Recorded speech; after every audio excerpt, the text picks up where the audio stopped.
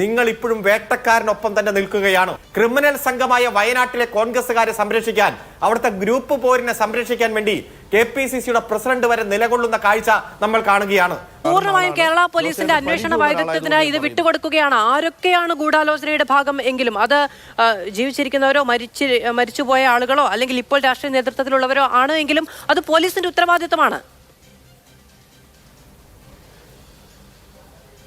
അത് പോലീസിന്റെ ഉത്തരവാദിത്വം കൃത്യമായിട്ട് നിർവഹിക്കും. പോലീസ് അതിന്റെ ഉത്തരവാദിത്വം നിർവഹിച്ചതിന്റെ ഭാഗമായിട്ടാണ് ഒരു സ്ഫോടക വസ്തു ഉൾപ്പെട്ട, ശരിക്കും പറഞ്ഞാൽ എക്സ്പ്ലോസീവ് സബ്സ്റ്റാൻസസ് ആക്ട് എന്ന് പറഞ്ഞാൽ വലിയ ശിക്ഷ കിട്ടുന്ന വകുപ്പാണ്. ഈ 17 ദിവസമൊന്നും അല്ലല്ലോ ജയിലിൽ കിടക്കേണ്ടത്. ഒരു 4-5 റിമാൻഡ് പീരീഡ്, ഒരു 60 ദിവസത്തിലധികം അകത്ത് കിടക്കുന്ന കേസാണ്. അതുപോലെ തന്നെ കർണാടകത്തിൽ നിന്നുള്ള മദ്യവും മറ്റ് അബ്കാരി ആക്ടുമായി ബന്ധപ്പെട്ടുള്ള വകുപ്പുകളും. 17-ാം ദിവസമായപ്പോഴേക്കും ഇതൊരു കള്ളക്കേസാണ്, ഇതിലൊരു ഫ്രോഡ് നടന്നിട്ടുണ്ടെന്ന് പോലീസിന് ബോധ്യപ്പെട്ടതിന്റെ ഭാഗമായിട്ടാണ് അദ്ദേഹത്തിന് 17-ാം ദിവസം പുറത്തിറങ്ങാൻ കഴിഞ്ഞത്. ഇപ്പൊ ഇന്നലെ തന്നെ ശ്രീ NM വിജയന്റെ മരുമോള് ഒന്ന് പോസ്റ്റ് ചെയ്തു. എന്താ, സോഷ്യൽ മീഡിയയിലും വാർത്തയെല്ലാം വന്നു.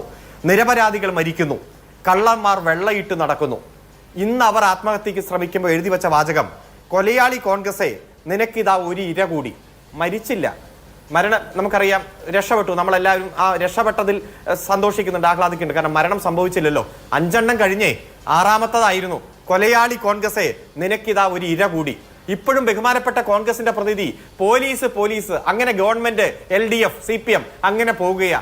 നിങ്ങളുടെ പാർട്ടിയുടെ നേതാക്കന്മാർക്കെതിരെ, നിങ്ങളുടെ പാർട്ടിയുടെ സാധാരണപ്പെട്ട പ്രവർത്തകർ, ജീവിതം മുഴുവൻ പ്രസ്ഥാനത്തിന് വേണ്ടി മാറ്റിവെച്ച കുടുംബം, ആ കുടുംബം കൊടുക്കുന്ന പരാതിയിലും നിങ്ങൾ ഇപ്പോഴും വേട്ടക്കാരനൊപ്പം തന്നെ നിൽക്കുകയാണ്.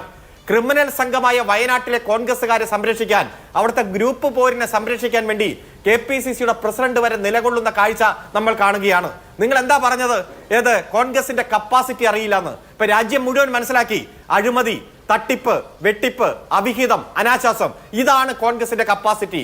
അതിന് എന്ത് തെളിവ്, വേറെ ഉദാഹരണം വേണ്ടല്ലോ. ഈ അടുത്ത കാലത്ത് വന്ന സംഭവവികാസങ്ങൾ മാത്രം പോരെ. എന്നിട്ട് നിങ്ങൾ പറയാ പോലീസ് അന്വേഷിക്കുക. പോലീസ് ഇപ്പോ രാഹുൽ മാങ്കൂട്ടിലുമായി ബന്ധപ്പെട്ടുകൊണ്ടുള്ള ആ വിഷയത്തിലും നിങ്ങൾ പറഞ്ഞില്ലേ പോലീസ്. ഞാനൊന്ന് ചോദിച്ചോട്ടെ, ഇവിടെ ഏതെങ്കിലും തരത്തിൽ രാഹുലിനെതിരെ ആരോപണം ഉന്നയിച്ച വനിതകൾക്കെതിരെ നിയമ നടപടി സ്വീകരിക്കാൻ രാഹുലോ കോൺഗ്രസോ തയ്യാറാകാത്ത എന്തുകൊണ്ടാ? വോയിസ് മെസ്സേജ് പുറത്തു വന്നത് തന്റെ വോയിസ് മെസ്സേജ് അല്ല എന്ന് പരാതി കൊടുക്കാൻ കോൺഗ്രസോ രാഹുലോ തയ്യാറാകാത്ത എന്തുകൊണ്ടാണ്? ഒരു ഫ്ലോറൻസിക് പരിശോധനയ്ക്ക് അയച്ചുകൊണ്ട് തന്റെ സൗണ്ട് അല്ലെന്ന്, എന്റെ സൗണ്ട് അല്ല എന്ന് ഞാൻ തെളിയിക്കും എന്ന് എന്തുകൊണ്ടാണ് രാഹുൽ പറയാത്തത്?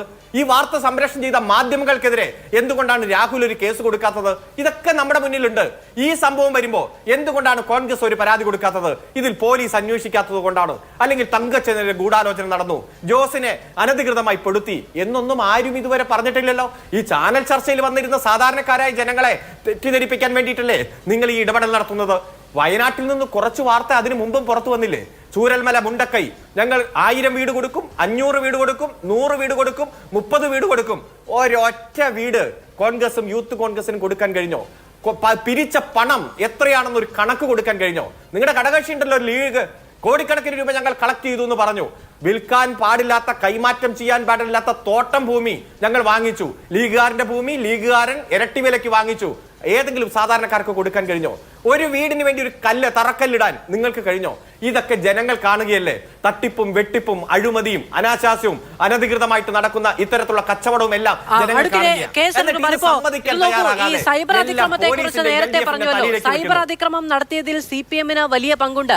CPM-ന്റെ നേതാക്കൾ അദ്ദേഹത്തിന്റെ ഈ ജോസ് നല്ലേടത്തിന്റെ കുടുംബ വീടിരിക്കുന്ന ഇടത്ത് പോയി സമ്മേളനം നടത്തി അദ്ദേഹത്തിനെതിരെ ആരോപണങ്ങളുടെ കെട്ടഴിച്ചു വിട്ടതിന്റെ മാനസിക പ്രശ്നം കൂടി അദ്ദേഹത്തിന് ഉണ്ടായിരുന്നു എന്നതുകൂടി ആരോപിക്കുന്നുണ്ട് കോൺഗ്രസ്. അതെ, കോൺഗ്രസിന് ആരോപണം മാത്രമേ ഉന്നയിക്കാൻ പറ്റൂ. പക്ഷെ വസ്തുതകളോ തെളിവുകളോ ഇല്ല.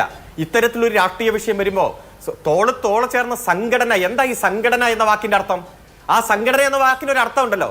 ഒരേ സംഘടനയുടെ പ്രവർത്തകരായി ഒരുമിച്ച് പ്രവർത്തിക്കുന്നവർ അങ്ങോട്ടും ഇങ്ങോട്ടും ഉറ്റിക്കൊടുത്ത് കള്ളക്കേസിൽ കുടുക്കി ജയിലിലിട്ട സാഹചര്യം വരുന്നു.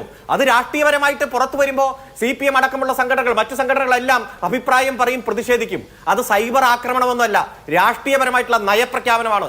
ഇത്തരത്തിൽ കോൺഗ്രസിന്റെ ഉള്ളിൽ നടക്കുന്ന തട്ടിപ്പും വെട്ടിപ്പും ഒന്ന് ആലോചിച്ച് നോക്കിയേ. ഈ ചെറുപ്പക്കാരുടെ കയ്യിൽ നിന്നെല്ലാം ലക്ഷക്കണക്കിന് രൂപ വാങ്ങിച്ച് അത് കോടിക്കണക്കിന് രൂപയായി അവർക്ക് നിയമനം കൊടുക്കാമെന്ന് പറഞ്ഞ് വെട്ടിപ്പ് നടത്തി അവസാനം DCCയുടെ ട്രഷറർ എന്ന രൂപത്തിൽ സ്വന്തം പ്രോപ്പർട്ടി കൊണ്ട് പണയം വെച്ച് കോടിക്കണക്കിന് രൂപയെടുത്ത് അവർക്ക് വിതരണം ചെയ്ത ഒരു പട്ടിണി പാവം.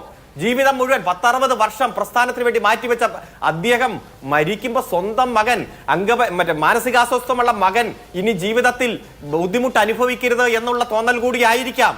അങ്ങനെയൊക്കെ ചെയ്ത ഒരു പ്രവൃത്തി ആ വിഷയം വരുമ്പോ മറ്റു രാഷ്ട്രീയ പ്രസ്ഥാനങ്ങൾ നെഞ്ചുരുക്കി ഇതിൽ അഭിപ്രായം പറയില്ലേ? ജനങ്ങൾ അഭിപ്രായം പറയില്ലേ? ഞങ്ങളെക്കാൾ കൂടുതൽ അവിടെ പ്രതിഷേധിക്കുന്നത് സാധാരണ കോൺഗ്രസ്സുകാരാ. ഇപ്പൊ അത്തരത്തിൽ സാധാരണ കോൺഗ്രസ്സുകാരുടെ എണ്ണം കുറഞ്ഞു വരിക. പക്ഷേ ഇത്തരത്തിലുള്ള തട്ടിപ്പ് നടത്തുന്ന DCC നേതൃത്വത്തിനും KPCC നേതൃത്വം അതിനെല്ലാ പിന്തുണയും കൊടുക്കുന്ന MLA മാർ IC ബാലകൃഷ്ണനും സിദ്ദിഖ് അടക്കമുള്ള MLA മാർ ഇപ്പൊ പറയാ, ആദ്യം സൂചിപ്പിച്ചല്ലോ, കരാർ എഴുതി കൈക്കൂലി വാങ്ങിക്കുക, എന്നിട്ട് ആ കരാർ മുക്കുക. എന്നിട്ട് ഇന്നലെ ആ പെൺകുട്ടി പറഞ്ഞില്ലേ, NM വിജയന്റെ മരുമകൾ പറഞ്ഞില്ലേ, ആ കരാറിന്റെ കോപ്പിക്ക് ചെന്നപ്പോ അത് പഠിക്കാൻ കൊണ്ടുപോയിന്ന്. പഠിക്കാൻ കൊണ്ടുപോകാൻ ഇതാ കോൺഗ്രസിന്റെ ഭരണഘടനയാണോ? വേറെ ഏതെങ്കിലും സിദ്ധാന്തമാണോ പഠിക്കാൻ കൊണ്ടുപോകാൻ? ഒരു കരാറ് മുക്കി. കാരണം ഇതൊന്നും കൊടുക്കാൻ കഴിയില്ല. ഇതിന്റെ ഭാഗമായിട്ടും കോടികൾ പിരിച്ചിട്ടുണ്ടാവും, പക്ഷെ അത് കൊടുക്കാൻ ഇവർ തയ്യാറല്ല. ഇത്തരത്തിൽ വെട്ടിപ്പിൽ നിന്ന് വെട്ടിപ്പിലേക്ക്, തട്ടിപ്പിൽ നിന്ന് തട്ടിലേക്ക് ഈ കോൺഗ്രസ് പോകുമ്പോ രാഷ്ട്രീയപരമായ അഭിപ്രായം പറയുകയും ഞങ്ങളുടേതായ